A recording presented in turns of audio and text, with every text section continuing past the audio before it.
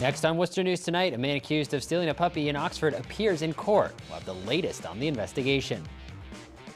Plus, patrolling the city on horseback, a new mounted division, one step closer to reality in Worcester.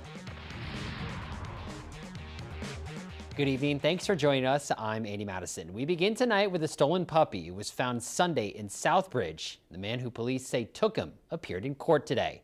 The suspect evaded police for more than a month, but as our Brittany Schaefer shows us, the puppy has been reunited with the kennel he was taken from.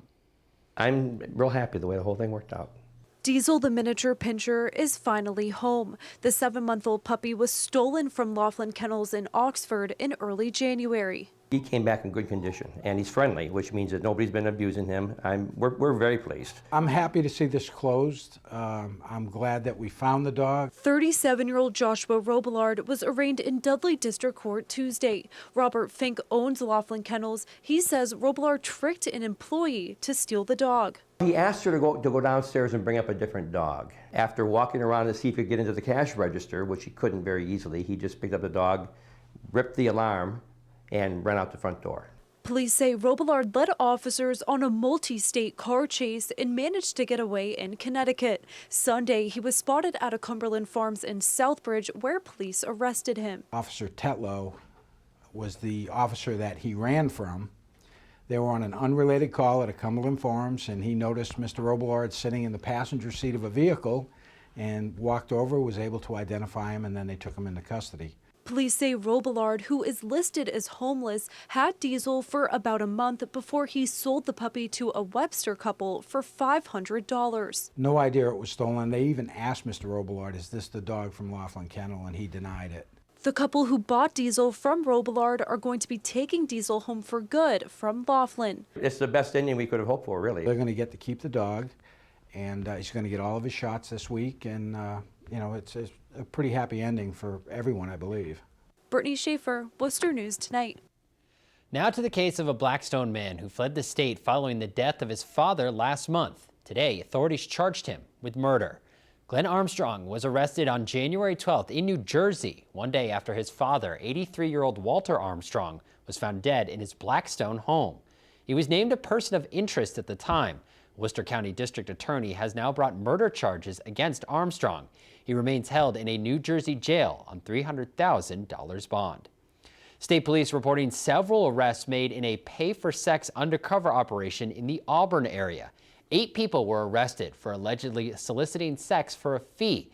They were booked by Auburn police and released on bail. State police are not releasing the names of those arrested at this time and did not give specifics on where the arrests took place.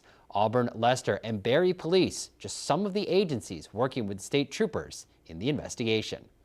A hearing on Owen Labrie's quest for a new trial started today in New Hampshire. Labrie was acquitted in 2015 of raping a 15-year-old classmate at St. Paul's School, but was convicted of misdemeanor sexual assault as well as a felony computer charge. Prosecutors alleged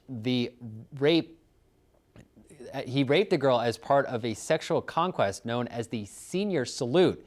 The hearing is expected to last 4 days. A couple of fast food restaurants in Massachusetts are among dozens recently shut down by the parent company of Outback Steakhouse.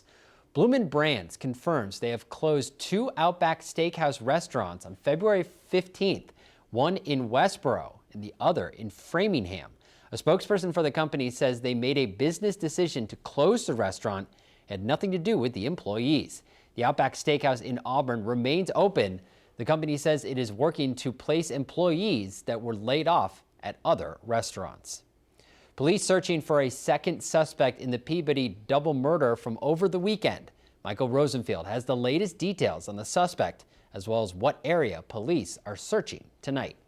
Investigators gathering at a boarded-up property in Danvers early Tuesday evening, a tip leading them here in search of Wes Doty, the 39-year-old wanted in the double murder case in Peabody. But later, police telling us the tip that brought them here to Andover Street in Danvers was unfounded. Doty still on the loose. The search taking place across the street from this home. Is there anything you want to say? Where a resident told us to leave. Neighbors say Doty has been known to live here with friends. He's fabulous. Kid was great.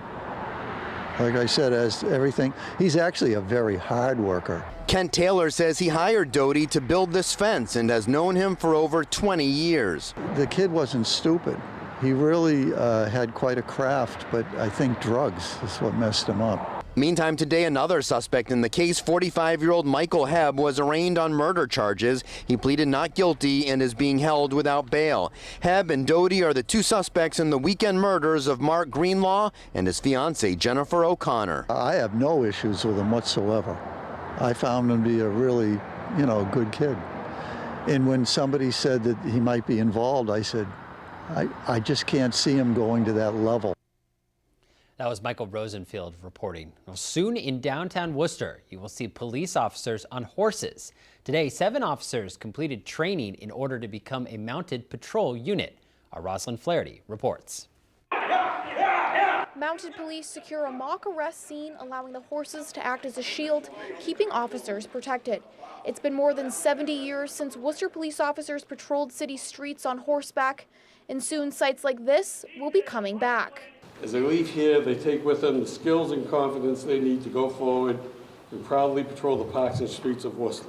7 officers graduated after completing 10 weeks of training with the Massachusetts State Police. The officers will make up a new mounted patrol unit. They learn skills like basic patrol procedures and how to care for their horses. We typically have a morning session and an afternoon session of riding, which is consisted of all the equitation, walking, trotting. Worcester Police Chief Stephen Sargent says the horses will serve as ambassadors for the city and says one mounted unit can do the work of 20 officers. They can go places that a car can't go, a motorcycle has trouble going to, foot patrols have trouble going to. They're so visible that if you're in a crowd and someone gets lost, they can see the police officer, they can go right to the horse. City Manager Edward Augustus says the city was able to raise $100,000 through sponsors, and the mounted patrol will operate at no cost to Worcester taxpayers. Worcester has a lot of parks. We have over 60 parks in the city, so this is a perfect kind of unit to help support public safety. The 4 horses will be housed at the Worcester County Sheriff's Department in an existing facility free of charge. The stables that we have existing, we're going to retrofit them, we're going to have some donated materials, and we're also going to use inmate labor. Officer Michael Dowd says he's learned how valuable the horse can be for police work, and the next step is to continue the training. Once we have our horses, we'll train with our horses, introduce them to different sensory trainings, and get them to be able to hit the road in a safe way. Rosalind Flaherty, Worcester News Tonight. A soldier from Massachusetts serving overseas has died. The Pentagon is reporting Private First Class Brian O'Diorne died yesterday in Iraq. It's unclear what caused his death, but the Pentagon says it was not combat related. They are investigating the incident. O'Diorne was 21.